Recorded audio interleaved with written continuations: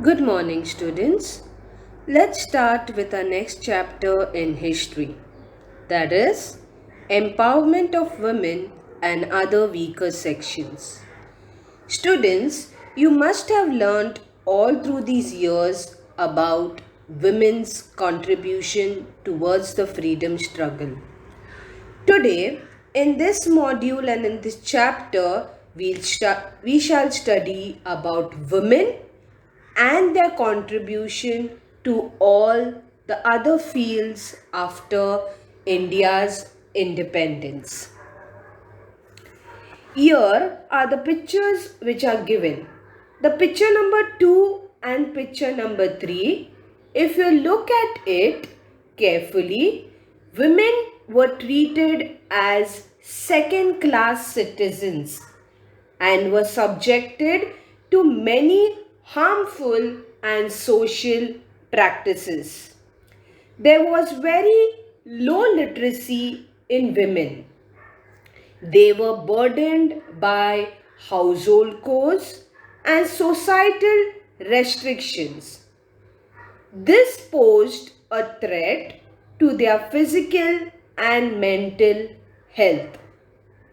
However, we have read stories of many women who have come out strong and participated extensively in the freedom struggle. The roots of the several problems of they faced lie in the male mentality. Even in the 21st century, we have not been able to rid ourselves from these male centered mentality. Today, in contrast to the past centuries, we find women literate, educated, and liberated. In fact, there is no limit what women can accomplish, whether in politics or any other field. To understand this better, let us first understand the term women empowerment. Women empowerment is all about making women both socially and financially independent. It is a process in which women make their own independent decisions, which gives them a sense of worth, providing proper education to a girl child, educating working women, and engaging them in other advanced job are the main aspects of women empowerment. In this way, they can contribute to nation building.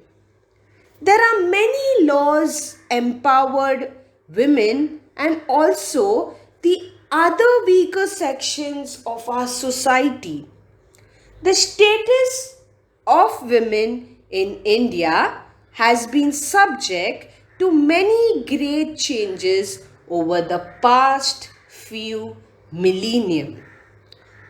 In modern India, women has adorned high offices in India, including that of a president, prime minister, speaker of the Lok Sabha, and the leader of the opposition as of 2011.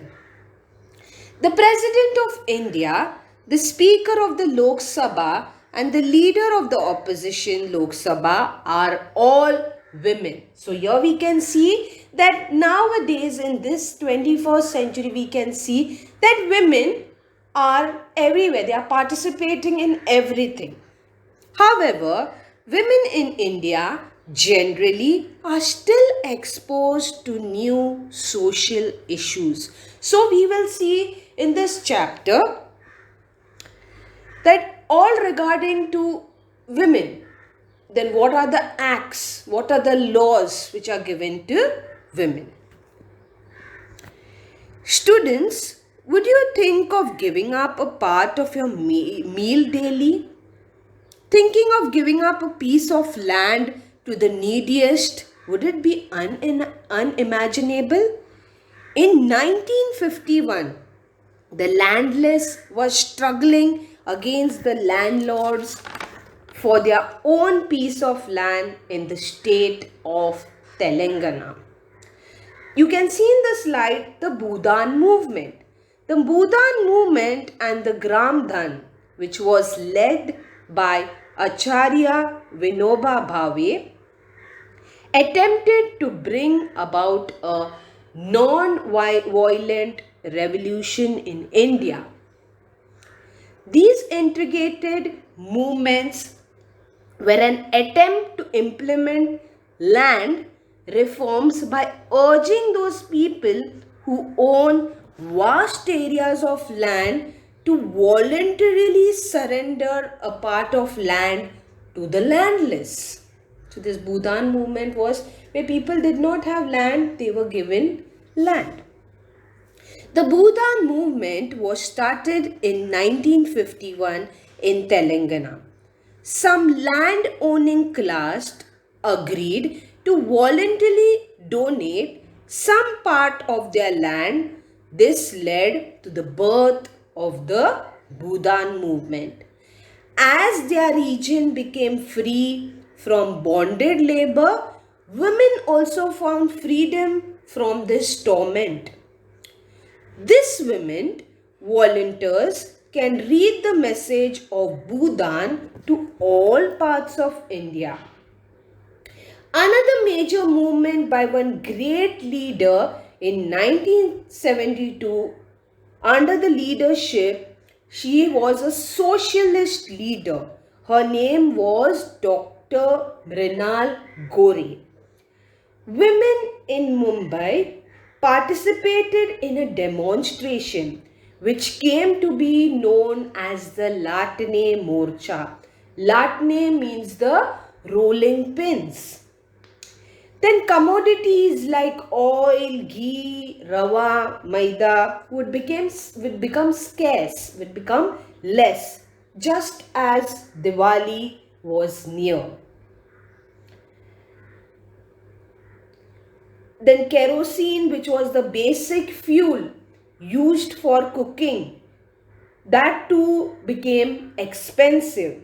The united power of women was witnessed when women stepped out of their houses with a latne, that means with a rolling pin, to participate in this movement. And at that time, it was Dr. Mrinal Gore who started this movement.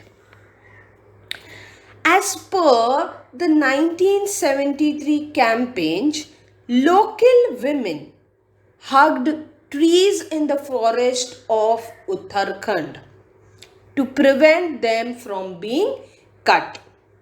The trees were being cut for wood and for infrastructure development. That means, why were these trees getting cut? Because of making houses and for wood. And it soon spread to the other Himalayan states. The main participants in this movement were the local women who took part in large numbers, as they would be directly affected by the lack of firewood and water that deforestation causes. So lots of women took part in this movement because they did not want the trees to be cut, because they used to use those wood for their daily work. Okay. Gaura Devi was the activist who created this awareness among the women with the help of Sudesha Devi and Bachna Devi. It was also called as a Chipko movement. The Chipko movement stands out as an eco-feminist movement. It was a Chipko movement where all the women used to come out of the house and circle around a tree so that no one would be able to cut down the trees. Okay. So here we end with this part of the lesson. We will learn the next part in the next video. Thank you for listening, children. Goodbye. Take care.